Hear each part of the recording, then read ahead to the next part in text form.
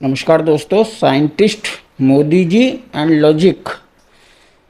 दोस्तों, रवीश कुमार जी ने मोदी जी की बखियां कैसे उगड़ी हैं देखना। फैकू चचा कितना लंबा लंबा फेंकते हैं ये, इनकी सारी पोल खुल गई इस वीडियो में।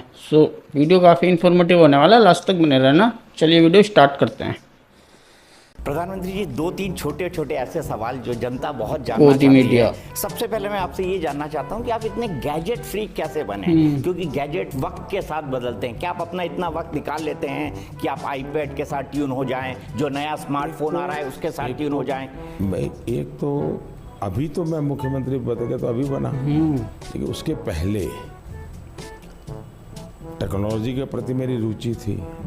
अभी कुछ लोग जो पेन से लिखते हैं ना पैड में, शायद 90s में मेरे पास एक 90s में पैड था ना, जिसमें मैं पेन से लिखता था। गौर से सुनना। अभी वो कॉमन हो रहा है, मैं उस समय उपयोग करता था। शायद देश में, शायद कोई हो सकता है, मुझे मालूम नहीं, मैंने पहली बार डिजिटल कैमरा का उपयोग किया था। फर्स्ट टाइम डिजिटल के 87-88 है, में शायद। और उस समय बहुत कम लोगों के पास ईमेल रहता था। 87-88 में। तो मेरे यहाँ विरमगाम तहसील में अडवाणी जी की सभा थी, तो मैंने वो डिजिटल कैमरा पर उनकी फ़ोटो ली। तब डिजिटल कैमरा इतना बड़ा आता था, मेरे पास था उस समय। मैंने फ़ोटो निकाली और मैंने दिल्ली को ट्रांसमिट की, और दूसरे दिन कलर फ़ोटो छपी। तो अडवाणी जी को बड़ा सरप्राइज हुआ कि दिल्ली में मेरी कलर फ़ोटो आज की आज कैसे छपी। कुछ भी दुनिया में डिजिटल कैमरा कब आया, दुनिया में आने के बाद भारत कब आया, दुनिया में ईमेल कब लॉन्च हुआ और भारत में कब लॉन्च हुआ। प्रधानमंत्री ने जब से एक इंटरव्यू में जवाब दिया है, 2019 के चुनाव का आखिरी चरण क्विज शो में बदल गया है। जितने भी लोग इस सवाल को लेकर टेंशन में थे कि कौन जीतेगा, बीजेपी को कितनी सीटें आएंगी, यूपी में महागठबंधन का क्या होगा, वे सारे लोग डिजिटल कैमरा कब आया यह पता लगाने में लग गए। यही नहीं, ईमेल कब लॉन्च हुआ इसकी भी खोज हो रही है। प्रधानमंत्री ने न्यूज नेशन नामक चैनल को दिए इंटरव्यू में कहा है कि शायद देश में हो सकता है, मुझे मालूम नहीं, मैंने पहली बार डिजिटल कैमरे का उपयोग किया था 87-88 में शायद, और उस समय बहुत कम लोगों के पास ईमेल रहता था। तो मेरे यहाँ विरमगाम तहसील में अडवाणी जी की सभा थी, मैंने डिजिटल कैमरे से उनकी फोटो ली। तब डिजिटल कैमरा इतना बड़ा आता था, मेरे पास था, उस समय मैंने फोटो निकाली और मैंने दिल्ली को ट्रांसमिट कर दिया। अब दूसरे दिन कलर छपी तो अडवाणी जी को सरप्राइज हुआ कि दिल्ली में मेरी कलर फोटो आज के आज कैसे छपी।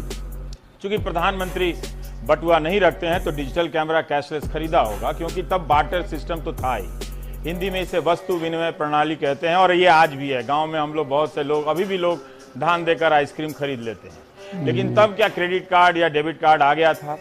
अब इस तरह से आप प्रधानमंत्री के जवाब पर रिसर्च करेंगे तो उस युग में पहुंच जाएंगे जहां से लौटना मुश्किल हो जाएगा।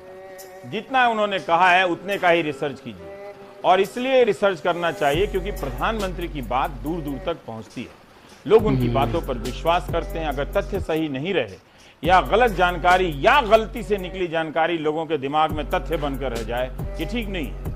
ऐसे ही स्कूलों की हालत अपने आप बहुत बुरी है, खासकर सरकारी स्कूलों में 5वीं का जो छात्र है वो दूसरी की किताब नहीं पढ़ पाता है, और विरोधी और ट्विटर पर जो खलियर लोग हैं वो खूब मजा ले रहे हैं, इसमें खूब तरह के कार्टून बन रहे हैं, मौज मस्ती हो रही है। लेकिन प्रधानमंत्री के विरोधी अहमद पटेल ने ट्वीट कर दिया और लिखा कि यहाँ जहां तक मेरी याददाश्त जाती है, भारत में पब्लिक इंटरनेट सर्विस 1995 में 1995। मुझे नहीं पता कि 1987-88 में प्रधानमंत्री किसी और कैसे ईमेल भेज पा रहे थे। क्या तारीख को लेकर प्रधानमंत्री की जुबान फिसल गई?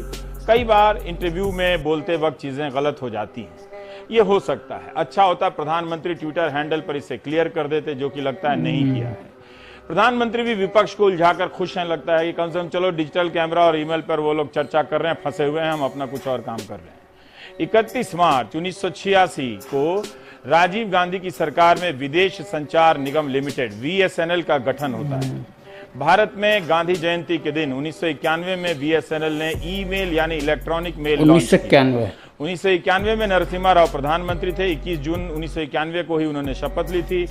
24 फरवरी 1992 तक भारत में मात्र 100 यूजर थे ईमेल के, जिन्हें सब्सक्राइबर आप कह सकते हैं। मुंबई में 50 सब्सक्राइबर थे और दिल्ली में 25। जब कुछ संस्थाएं थीं रिसर्च की, जैसे Bhabha atomic research centre, Tata consultancy service, इस तरह के संस्थानों के पास ईमेल था। हमने ये जानकारी 24 फरवरी 1992 के टाइम्स ऑफ इंडिया से ली है।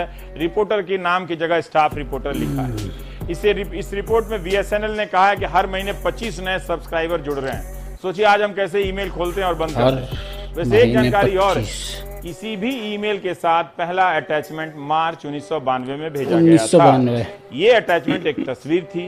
भेजने वाले का नाम नथानियल बोरेनस्टाइन था, जबकि बकौल वो अमेरिका के, जबकि बकौल मोदी वो 87-88 में फोटो अटैच कर दिल्ली भेज चुके थे और आडवाणी जी सरप्राइज हो चुके। इस लिहाज से प्रधानमंत्री ने भी ईमेल होने की बात गलत बताई।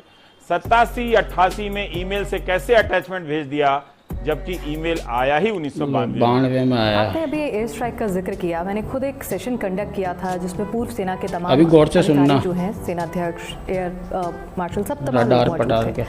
तो उन्होंने भी ये कहा कि भाई रिस्क पॉलिटिकल भी होता है, ऐसा नहीं है कि सिर्फ सेना काम कर रही है, पॉलिटिकल बैकिंग नहीं होगी तो काम नहीं हो सकता, तो आपको ड्यू क्रेडिट देना होता है। इसको लेकर अलग अलग मत हैं, लेकिन एक मैं आपसे पूछना चाहती हूँ कि जब पुलवामा हो गया और आपने निर्णय लिया कि हम एयर स्ट्राइक करेंगे, बदला लेंगे, आपके जहन में उस वक्त क्या चल रहा था? क्योंकि पाकिस्तान भी परमाणु शक्ति है, अनस्टेबल नेशन है, वो कुछ भी कर सकता है, तो कुछ डर था मन में कि भाई रिटेलिएट हो सकता है, कुछ गलत हो सकता है।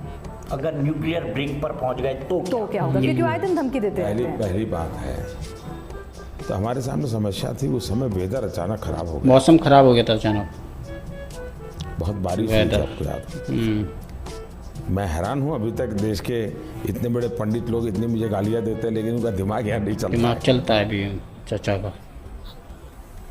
तो 12 बजे, ये भी मैं पहली बार बोल रहा हूँ, मुझे हमारे अफसरों को क्या लगेगा मुझे मालूम नहीं। तो एक पल हमारे मन में आया, इस वेदर में हम क्या करेंगे, क्लाउड है, जा पाएंगे नहीं जाएंगे। तो बाय एंड लार्ज ओपिनियन ही आया एक्सपर्ट्स का कि साहब डेट बदल दे तो क्या। लेकिन मैंने कहा इतने क्लाउड है, बारिश हो रही है, तो एक बेनिफिट है कि हम राडार से बच सकते हैं। रडार से बच सकते हैं बारिश में। अच्छा, मैंने कहा मेरा रॉ विजडम है, देखिए क्लाउड बेनिफिट भी कर सकता है।